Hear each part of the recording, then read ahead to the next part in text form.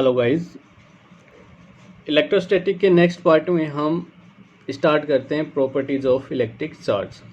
Last video में हमने basic जो पढ़ा था, इलेक्ट्रिक चार्ज क्या है, उसकी काइंड ऑफ चार्जेस क्या हैं, उसकी यूनिट क्या हैं और किसी भी बॉडी को हम कितनी प्रोसेस से चार्ज कर सकते हैं, right. Properties of electric charge के लिए सिंपली हम एक प्रॉपर्टी पढ़ते हैं, क्वांटाइजेशन ऑफ चार्ज, जो किसी भी बॉडी पर टोटल चार्ज को रिप्रेजेंट करेगी, उसमें present total number of electron को रिप्रेजेंट करेगी। तो ये हमारे पास एक मेन प्रॉपर्टी है, क्वांटाइजेशन ऑफ चार्ज।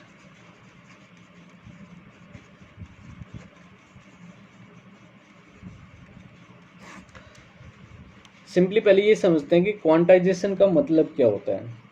अगर हम एक बात करते हैं कि कोई भी हमारे पास क्वांटिटी है और उस क्वांटिटी को अगर हम एक कंटिन्यूस मैनर के रूप में ना देखकर एक डिस्क्रीट मैनर में देखते हैं, टुकड़ों में देख सकते हैं, तो वो हमारे पास होता है क्वांटाइजेशन। कहने का मतलब सिंपली अगर मैं यहाँ पर कुछ डॉट्स बनाता हूँ और इन डॉट्स को हम काउंट कर सकते हैं, तो ये हमारे पास एक उसकी कौन सी फॉर्म है, डिस्क्रीट फॉर्म। लेकिन अगर हम इन्हीं डॉट को एक दूसरे के काफ़ी क्लोज रिप्रेजेंट करते हैं तो ये हमारे पास कौन सी फॉर्म होती है, कंटिन्यूस फॉर्म। तो चार्ज है वो क्वांटाइज फॉर्म में होता है। एक माइक्रोस्कोपिक लेवल का मतलब एक स्मॉल लेवल, उस पर अगर चार्ज हमारे पास है तो हम उसको क्वांटाइज फॉर्म में देख सकते हैं, यानी कि उसको हम डिस्क्रीट फॉर्म में देख सकते हैं। ओके, तो ये हमारे पास कौन सा फॉर्म है, डिस्क्रीट फॉर्म, जिसको हम अलग अलग काउंट कर सकते हैं। और ये हमारे पास जो फॉर्म है वो कौन सी फॉर्म है, कंटिन्यूस फॉर्म, राइट।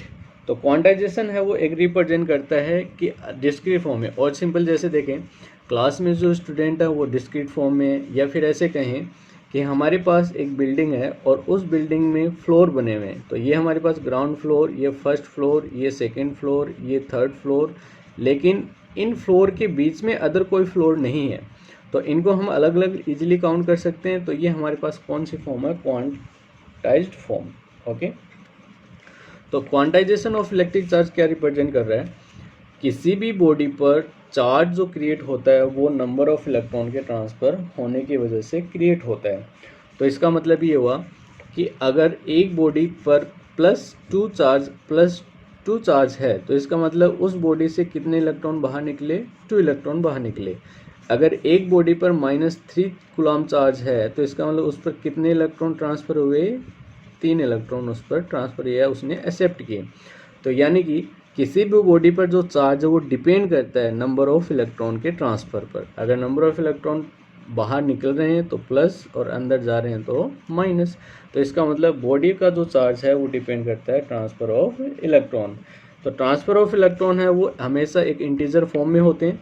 तो इंटीजर फॉर्म में होने की वजह से यहाँ पर चार्ज को हम क्वांटाइज फॉर्म में देख सकते हैं। तो सिंपली अगर हम इस क्वांटाइजेशन ऑफ इलेक्ट्रिक चार्ज को डिफाइन करते हैं तो क्वांटाइजेशन ऑफ चार्ज क्या रिप्रेजेंट करता है, the total charge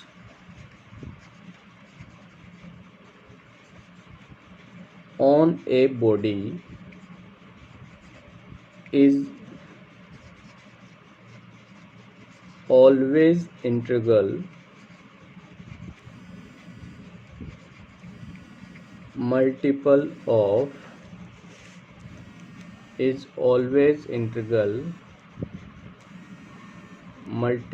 of quanta E.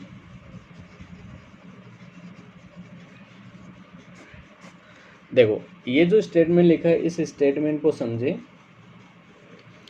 The total charge on a body is always integral multiple of quanta e. तो इसका मतलब क्वांटा जो है वो किसी भी एक इलेक्ट्रॉन पर चार्ज की वैल्यू होती है, जो हमने पढ़ी है। ई जो है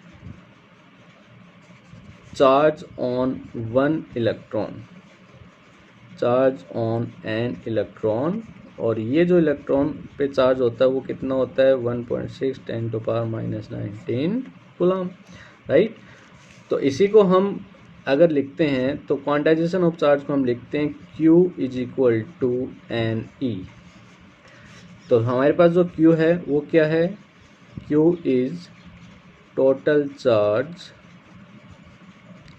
on body and n is number of protons or electrons, number of protons और इलेक्ट्रॉन्स, राइट। तो यहाँ पर किसी भी बॉडी पर अगर हमें टोटल चार्ज निकालना और अगर उस पर टोटल नंबर ऑफ इलेक्ट्रॉन्स हमें गिवन है तो इस मेथड से, इस प्रोसेस से या इस प्रॉपर्टी से हम उसका टोटल चार्ज निकाल सकते हैं, उस पर टोटल नंबर ऑफ इलेक्ट्रॉन्स भी फाइंड आउट कर सकते हैं। तो क्वांटाइजेशन ऑफ चार्ज रिप्रेजेंट करता है कि किसी भी बॉडी पर जो टोटल चार्ज होगा वो ऑलवेज इंटीग्रल मल्टीपल का मतलब n जो है वो हमेशा इंटीजर फॉर्म में होगा और इंटीग्रल मल्टी यानी कि इसके मल्टीप्लिकेशन में। अगर यहाँ पे देखें n की वैल्यू 1 है तो चार्ज की वैल्यू e के इक्वल होगी, n की वैल्यू अगर 2 है तो चार्ज की वैल्यू 2e के इक्वल होगी, तो हमेशा वो e के मल्टीपल में हमें मिल जाएगा। ओके, नेक्स्ट थिंग, किसी भी बॉडी पर जो इलेक्ट्रिक चार्ज है वो क्वांटाइज्ड है, लेकिन ये हमेशा माइक्रोस्कोप लेवल पे होता है। माइक्रोस्कोप लेवल और मैक्रोस्कोप दो टाइप के हम लेवल लेते हैं। एक तो होता है हमारे पास माइक्रोस्कोपिक और एक होता है हमारे पास मैक्रोस्कोपिक।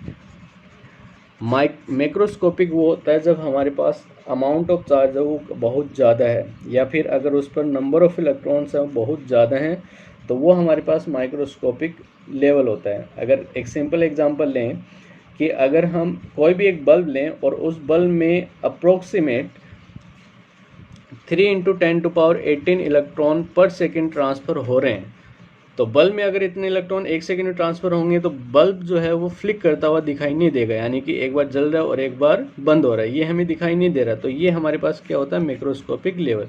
तो इस लेवल पर हम क्वांटाइजेशन ऑफ चार्ज को एग्जिस्ट नहीं करते, लेकिन माइक्रोस्कोप लेवल में अगर हमारे पास कुछ फ्यू अमाउंट में अगर इलेक्ट्रॉन्स हैं तब हम क्वांटाइजेशन ऑफ चार्ज को एग्जिस्ट करते हैं। क्लियर। नेक्स्ट प्रॉपर्टी हम चार्ज की देखते हैं, एडिटिविटी ऑफ चार्ज। एडिटिविटी का मतलब चार्ज को हम एक सिंपल रियल नंबर की तरह ऐड कर सकते हैं। तो इसको सिंपली हम रिप्रेजेंट कर सकते हैं चार्ज ऑन ए बॉडी और इन system can be add as like real number. Real number को जिस तरह से हम ऐड कर सकते हैं उसी तरह से हम किसी भी सिस्टम में चार्ज को रिप्रेजेंट कर सकते हैं या ऐड कर सकते हैं। तो सिंपली अगर हम कहें कि हमारे पास एक सिस्टम है या फिर कोई भी बॉडी है और उस पर चार्ज जो है, सपोज दैट मेरे पास 3 माइक्रोकूलम -5 माइक्रोकूलम +4 माइक्रोकूलम, और यहाँ पर हमारे पास चार्ज है मान लिया जाए 7 माइक्रोकूलम। तो अगर आपसे पूछा जाए कि what is total charge on this body, तो टोटल चार्ज इसके इनसाइड चार्ज है वो कितना, आउटसाइड है उससे हमें कोई मतलब नहीं है। तो इनसाइड जो चार्ज है वो कितना है हमारे पास, +3 -5 +4, तो ये हमारे पास आता है +2 माइक्रोकूलम। तो बॉडी के इनसाइड या सिस्टम में जो टोटल चार्ज है वो हमारे पास कितना है, +2 माइक्रोकूलम, राइट। तो एक रियल नंबर की तरह हम चार्ज को ऐड कर सकते हैं, यानी कि बॉडी पर जो टोटल चार्ज है वो कितना, वो हम यहाँ पर फाइंड आउट कर सकते हैं। एक इम्पोर्टेंट प्रॉपर्टी हम पढ़ते हैं, इनवेरिएंस ऑफ चार्ज।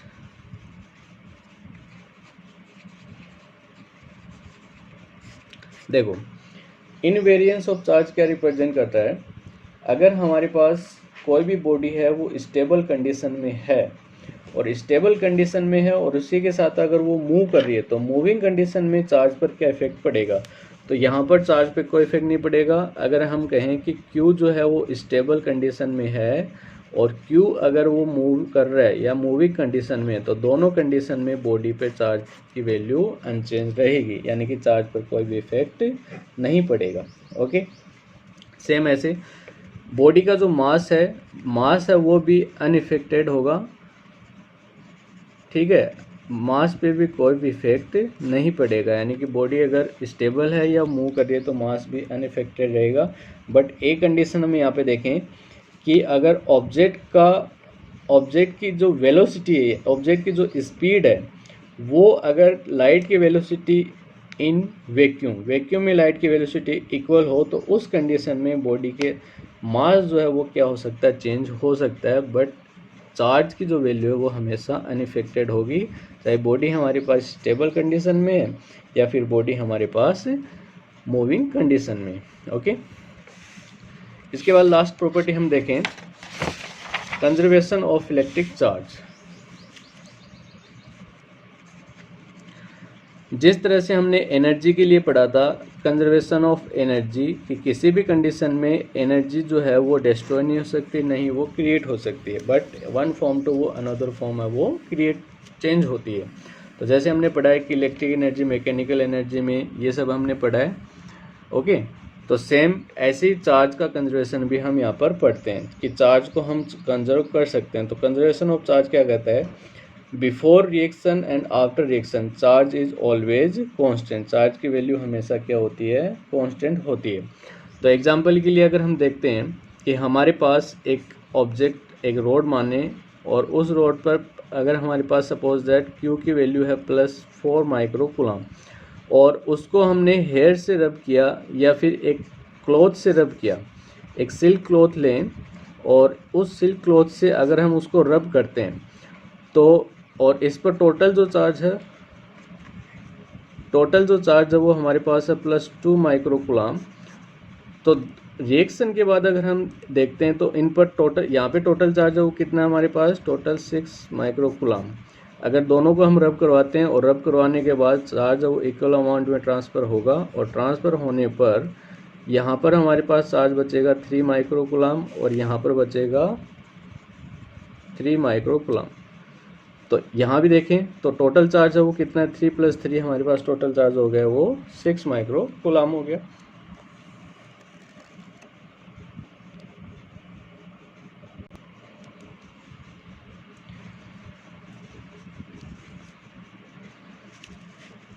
तो टोटल चार्ज हमारे पास है वो कंजर्व रहेगा। तो सिंपली कंजर्वेशन ऑफ चार्ज है वो रिप्रेजेंट कर रहा है before reaction and after reaction charge is always conserve होगा। तो इसको हम एग्जांपल के थ्रू समझ सकते हैं कि हमारे पास, अगर हमारे पास एक न्यूट्रॉन है और न्यूट्रॉन है वो कन्वर्ट होता है हमारे पास प्रोटॉन में, तो यहाँ पर एक हमारे पास एनर्जी पार्टिकल बाहर निकलेगा या इलेक्ट्रॉन बाहर निकलेगा E-। तो यहाँ पे देखें, यहाँ पर न्यूट्रॉन है वो न्यूट्रल होता है, तो यहाँ पर चार्ज है वो 0 और ये 1, इस पर क्या होता है 1 और ये 1, लेकिन इलेक्ट्रॉन पे -1। तो यहाँ पे देखें टोटल चार्ज Q की जो वैल्यू है वो कितनी है 0, और यहाँ पे Q की वैल्यू है वो कितनी है 0। ओके, तो ये एक सिंपल हमारे पास एग्जांपल हो गया। एक एग्जांपल हम और ले सकते हैं, जैसे हम बात करें यूरेनियम, और यूरेनियम हमारे पास 92-234। तो ये ब्रेक होगा, एक तो थ्योरम में ब्रेक होगा और एक हमारे पास ब्रेक होगा हीलियम में। तो ये हमारे पास 2He4 और ये ये यूरेनियम 238, तो ये हमारे पास 234 में। तो यहाँ भी देखें चार्ज Q की जो वैल्यू है, इलेक्ट्रॉन हमारे पास कितने हैं 92, तो हमारे पास चार्ज की वैल्यू क्वांटाइजेशन है 92 × E, और यहाँ पर चार्ज है वो कितना हो जाएगा 90 + 2 और इंटू में E, तो ये आ जाएगा हमारे पास 92E। तो दोनों कंडीशन में देखें before reaction and after reaction charge की वैल्यू जो है वो हमारे पास क्या है, सेम है। ओके, तो that is quantization of charge, conservation of charge and additivity of charge. तो नेक्स्ट वीडियो में हम ये देखेंगे कि किसी भी बॉडी पर जो कूलम की जो वैल्यू होती है, चार्ज की जो वैल्यू होती है, जिसकी यूनिट कूलम जो होती है वो लार्ज यूनिट क्यों होती है। ओके, एंड दो चार्जेस को अगर हम एक पर्टिकुलर डिस्टेंस पर लेके आते हैं तो उन पर जो फोर्स की वैल्यू होगी वो क्या होगी और वो किन फैक्टर पे डिपेंड करेगी। Okay, thank you.